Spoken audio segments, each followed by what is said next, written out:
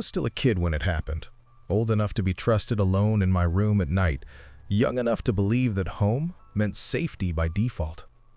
It was late, not middle of the night late, but late enough that the house had settled into that hollow quiet where every small sound feels louder than it should.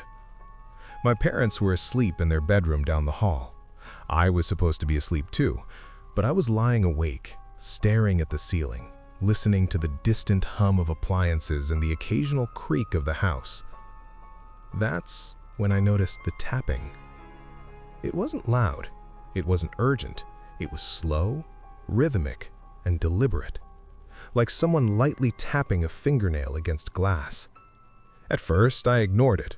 Old houses make noise, and the wind had been strong earlier that evening. But the sound didn't fade. It repeated at the same interval, too steady to be random. Tap. Pause. Tap. I sat up in bed and listened. The sound was coming outside my window. My bedroom was on the second floor. There was nothing outside that window, except the roof below it and the yard beyond. No trees close enough to brush against the glass, no branches, no reason for tapping. I stood up slowly and moved closer, my heart beating faster with each step. I told myself I was being stupid, that I'd see nothing and laugh about it later. I pulled the curtain aside. There was a man standing in the yard. He wasn't close to the house, he wasn't hiding. He was just standing there, perfectly still, facing my window. The porch light didn't reach him, but the moonlight was enough for me to see the outline of his body. He looked wrong. Not threatening in an obvious way, just out of place, like he didn't belong to the scene. He was wearing a white shirt and dark pants, dressed more formally than anyone had a reason to be at that hour. His posture was stiff, unnatural, like he was posing for something. He wasn't looking around, he wasn't moving. He was looking straight at me. I stumbled backward, my breath caught in my throat. My first instinct was to wake my parents, but something stopped me. I don't know what it was, fear, confusion, or the irrational thought that moving too fast would make things worse. I looked back. The man hadn't moved. I closed the curtain and paced the room, my thoughts racing. Maybe it was someone drunk, maybe it was a prank, maybe I was overreacting. I waited a full minute before peeking again. That's when I saw the second man. He stood near the driveway, positioned so that if I'd been downstairs, he would have had a clear view of the front door.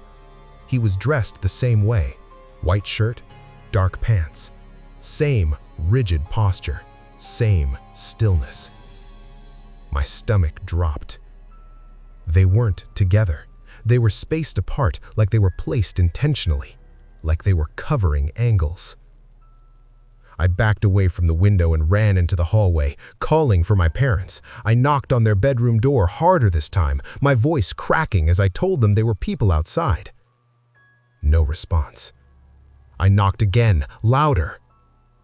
Still nothing. I turned the handle.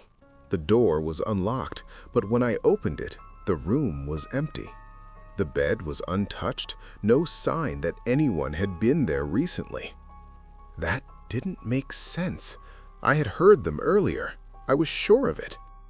I went back to my room, my hands shaking, and looked out the window again.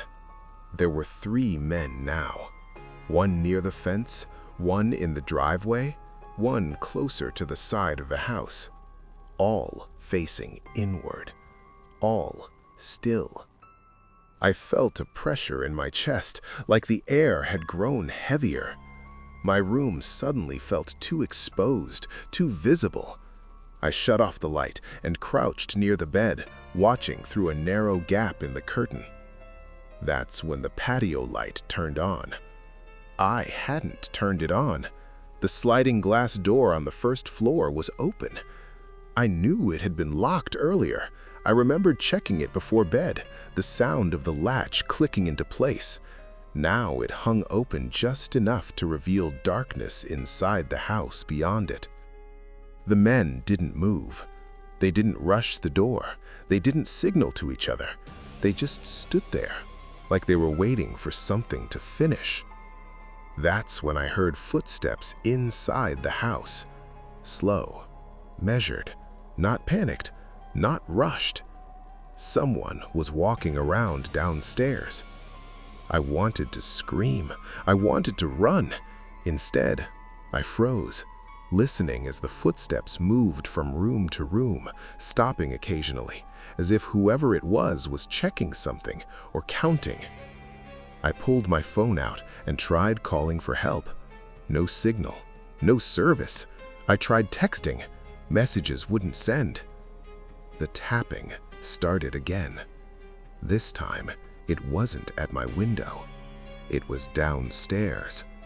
Glass, fingernail on glass.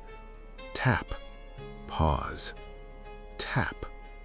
I realized then that the man closest to the house was no longer in the yard.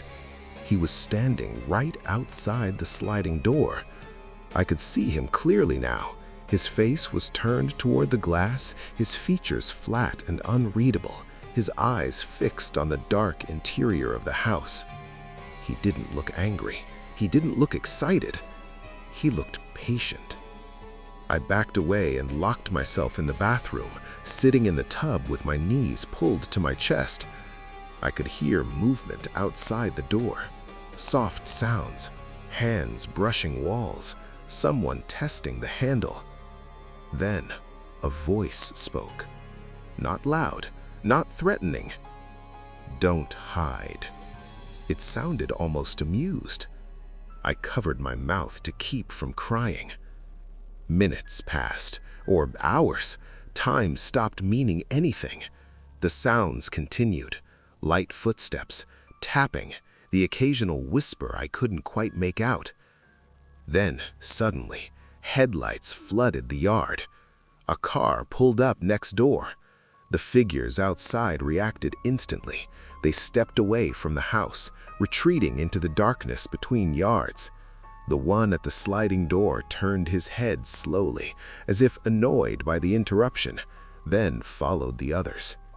The house fell silent. When the police arrived later, they found nothing. No footprints, no forced entry, no signs of anyone else having been there. They told me it was probably a nightmare. But I know what I saw, because weeks later, when my parents installed security lights, I checked the footage from that night. The first man had arrived almost 20 minutes before I ever house right away. That's the part that bothers me the most now. Not that he was there, but that he had been there long enough for the night to feel normal while he waited. It was a quiet evening. Not late, just past dusk. I was home alone, something that wasn't unusual. My parents were out for dinner and I had the house to myself for a few hours. I locked the doors, turned on the TV, and settled into the routine I'd done dozens of times before. At some point, I stood up to get water from the kitchen. That's when I saw him. At first, I thought it was a trick of the light, a shadow cast by the trees along the fence line. But when I looked again, the shape didn't move with the wind. It didn't sway. It didn't change. It stood. There was a man at the edge of my backyard, just beyond where the porch light reached. He wasn't close enough to touch the house, but he was close enough to feel deliberate. He faced the back of the house, his posture straight, his arms resting loosely at his sides. He didn't wave. He didn't react. He didn't move at all. I watched him for several seconds, trying to make sense of what I was seeing. People cut through yards sometimes. Maybe he was lost. Maybe he was waiting for someone nearby. I told myself not to panic. I stepped away from the window and tried to distract myself, but the image stayed with me. After a few minutes, curiosity won. I went back and checked again. The man was still there, in the exact same position. That's when I started to feel uneasy. No one stands that still for that long without a reason. I grabbed my phone and texted my parents, telling them someone was in the yard. They replied quickly, telling me to lock the doors again and call the police if I felt unsafe. I checked every lock. Everything was secure. When I returned to the window, the man was gone. Relief washed over me so fast it made my knees feel weak. I told myself I'd imagined the whole thing, that fear had filled in the gaps. Then, I saw another one. This one stood near the driveway, partially hidden by a parked car. Same posture, same stillness, same direction, facing the house. My heart began to race. I scanned the yard. There were more. One near the fence, one near the trees, one close enough to the patio door that I could see him clearly. They weren't approaching. They weren't communicating. They were positioned, like they were watching from every angle. I backed away slowly, my phone clutched in my hand. I tried calling my parents again. The call rang, but no one picked up. I tried a neighbor. Voicemail. The house felt different now, smaller, like the walls had moved inward. I turned off the lights and watched from the darkness, hoping they couldn't see me. That's when the patio door handle moved. Just slightly. Back and forth. Testing.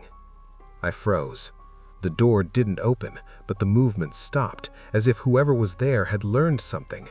I retreated down the hallway, locking myself in my bedroom and pushing furniture against the door. That's when the knocking started. Not at the front door, at the patio. 3 slow knocks. Then, silence. Then, 3 more. I didn't respond. Minutes passed. My phone buzzed with missed calls, my parents returning them at last, but the signal dropped before I could answer. Outside, the figures didn't leave. They adjusted. One moved closer to the window. Another stepped into view of the hallway light I'd forgotten to turn off. I could see him clearly now, and that's when I realized something was wrong with his face. Not missing, just incorrect. Like the features were there, but arranged slightly wrong. His eyes didn't focus on anything in particular. His mouth hung relaxed, not smiling, not frowning. He raised a hand, not to wave, to rest it against the glass. I slid down the wall and sat on the floor, my hands shaking. I could hear movement outside my bedroom door now, soft, dragging sounds, like someone brushing against the frame as they passed. Then, a voice spoke from the other side. Calm, almost polite. "We can see you." I covered my mouth to keep from making a sound. The voice continued, closer now. "You don't have to hide. We're not here to hurt you." I didn't believe that for a second. The handle to my door turned slowly, meeting the resistance of the lock. It stopped, then turned again, just enough to test it. Satisfied, whoever was outside stepped away. I heard footsteps retreating down the hallway, then the sound of the patio door opening. I don't know how long I stayed there, frozen, listening to movement in the house. It felt like hours, but it was probably minutes. Eventually, headlights swept across the room as a car pulled into the driveway. My parents. The movement stopped immediately. By the time they rushed inside, the house was empty. Doors closed, lights off, no sign anyone had been there. The police came. They searched the property, found nothing. Later, after things calmed down, my parents checked the security footage from a neighbor's camera that faced our yard. That's when we saw the first man arrive. He had been standing there for nearly half an hour before I ever noticed, just waiting. If you're still here, then these tapes did what they were meant to do. The stories you heard tonight weren't about monsters, demons, or things that jump out of the dark. They were about something far more unsettling. The idea that danger doesn't always announce itself. Sometimes it waits. Sometimes it watches. And sometimes it stands just outside, close enough to be noticed, but quiet enough to be ignored. What makes these tapes disturbing isn't just what happened in the moment, it's what followed. The sleepless nights, the way silence stopped feeling empty, the way every unfamiliar sound started to feel personal. Maybe these people were just scared kids. Maybe fear filled in the gaps. Or maybe something really was there, choosing its moment. That's not for this channel to decide. If you felt uneasy while listening, if you checked your doors, glanced at your windows, or felt the need to turn on a light, don't worry. That reaction is normal. Fear doesn't always come from what you see. Sometimes it comes from what you almost noticed. This has been The Lost Tapes. And if you return for the next one, listen carefully. Some tapes don't stop playing when the audio ends. Good night.